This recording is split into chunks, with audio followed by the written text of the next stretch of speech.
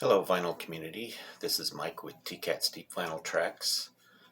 I'm doing another video in response to the three-way challenge between me and Guz69 and Garage Geek, where we all recommend a certain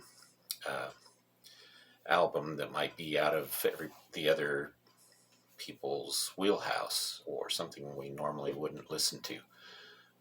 Doing this three-way challenge with two people makes it kind of difficult. Sometimes you get one that one person likes better than what the other person would like, or whatever. But we did this one other time, and we're doing it here again in November. This time, it's going to. This time, I recommended an album from 2020. This is a progressive metal band album that I remember rating back when I was doing reviews for progarchives.com. This is also one that I rated as the best album of 2020. Now, it's, like I said, progressive metal.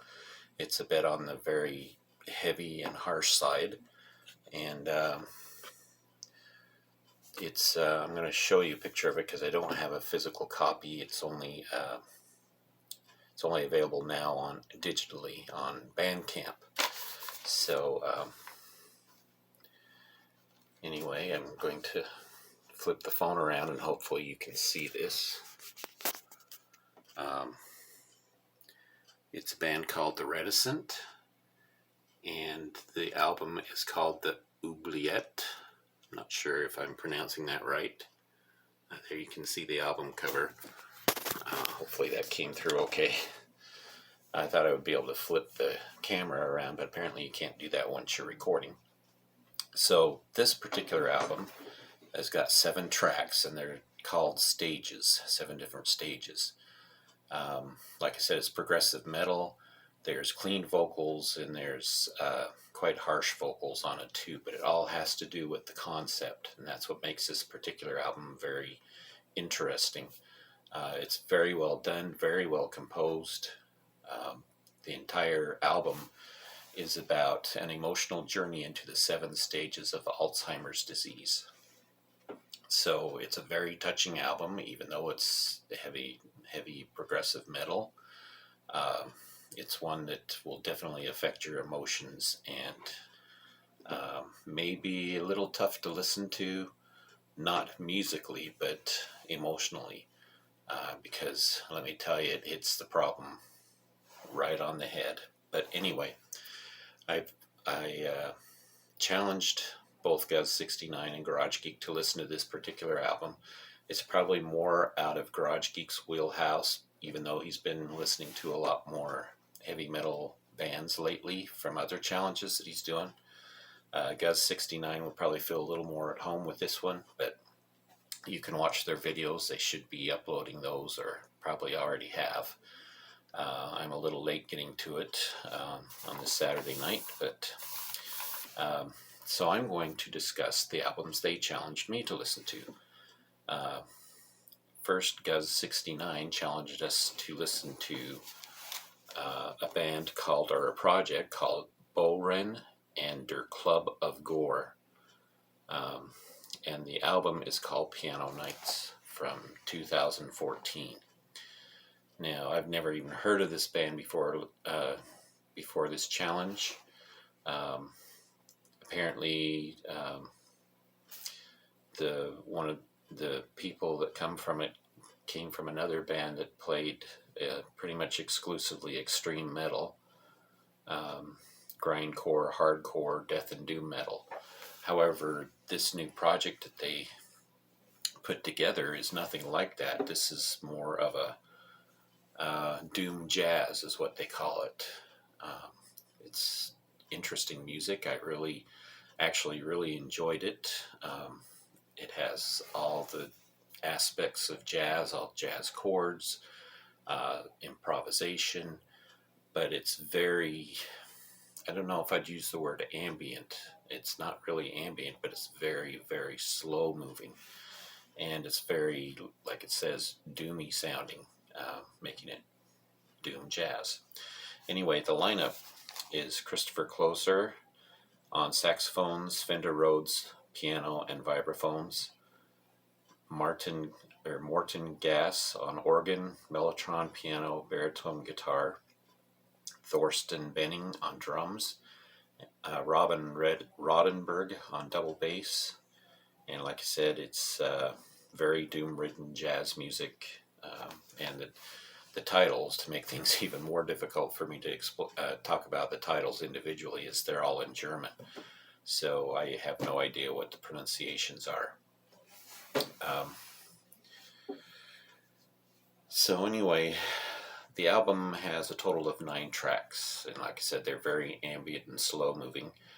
There's feelings of dark loneliness and isolation, led by saxophone, synthesizers, keys, and piano.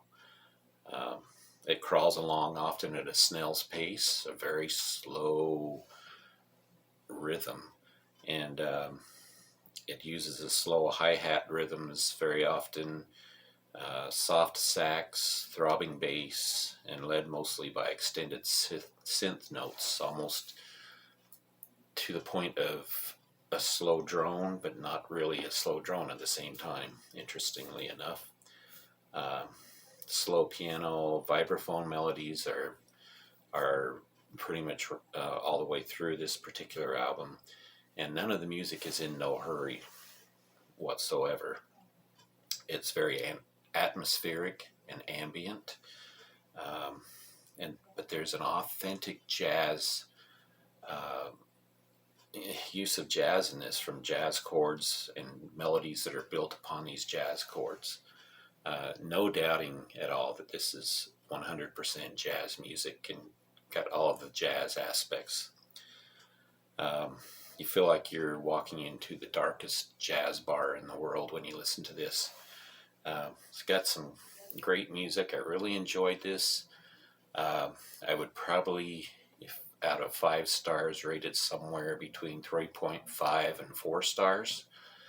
The main reason it gets down to the lower end of this rating scale is because it's really hard to listen to this much of it. Some of the tracks are quite long.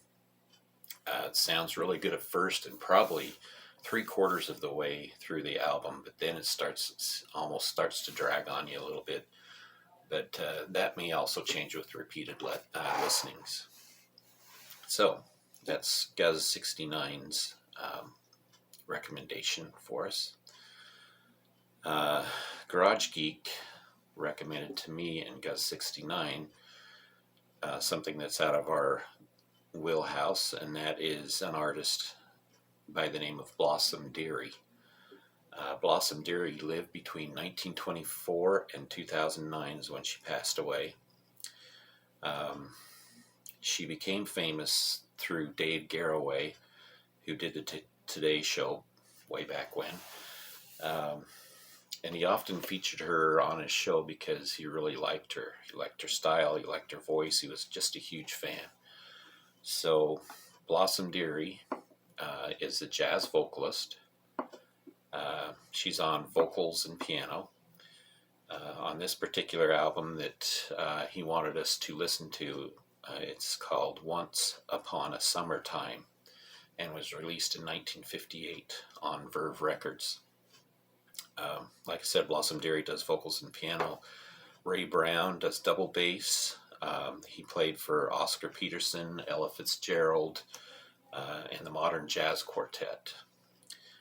Also on guitar you have Mundell Lowe, and on drums is Ed Thigpen, who also played for Oscar Peterson and also Billy Taylor. Now, Blossom Dearie is known for her very light and almost childlike and girlish voice, and I don't know if that turns a lot of people off or not. I actually tend to like it. I kind of like her soft vocals. The entire album starts out on kind of a slower paced note, with a song, I think their first song was It Amazes Me. No, that's incorrect. I don't know. I didn't write down the name of the first song. I'm sorry about that. Um, but the first couple of tracks on the album more or less features her voice, so you kind of know what you're getting into. But throughout the entire album, the accompaniment is very important, even though it stays kind of light so that her voice is featured. Making sure everybody knows that her vocals are the leading instrument, but also her use of the piano is featured quite often throughout the album.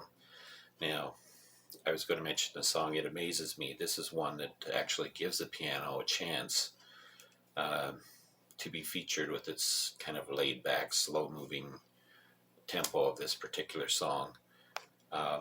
Also, another track on here is called If I Were a Bell. This one is more of a great upbeat style track, so not everything is slow on this. A lot of it has got a lot of good tempo to it. The guitar manages to play some really cool arpeggios through it, so it starts to stand out a bit, and makes riffs out of these arpeggios. Her vocals tend to slip a little bit in this particular track, but not enough to really turn me off of the album or anything like that. It actually makes it feel more authentic to me, and also makes it even more charming. Her piano playing is also featured throughout different places on the album.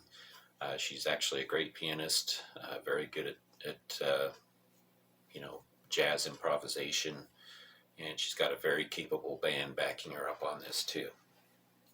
So, on this particular album, Blossom Dearie, Once Upon a Summertime, I would give it a rating of 4.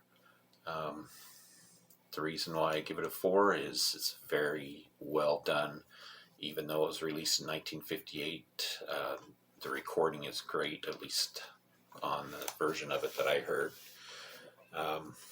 And it's really nice to listen to her voice, but it's also nice that it gives a lot of time for the instruments to show through also.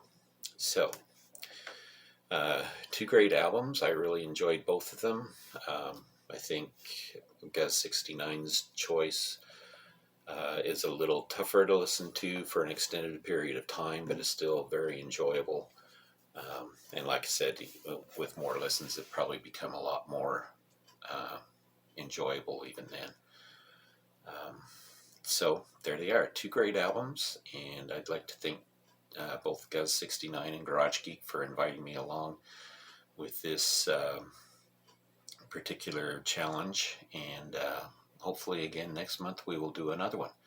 Well, thank you for watching, and make sure you watch both of their videos, their responses to the albums that we chose for each other. So thank you for watching, and we'll talk to you later.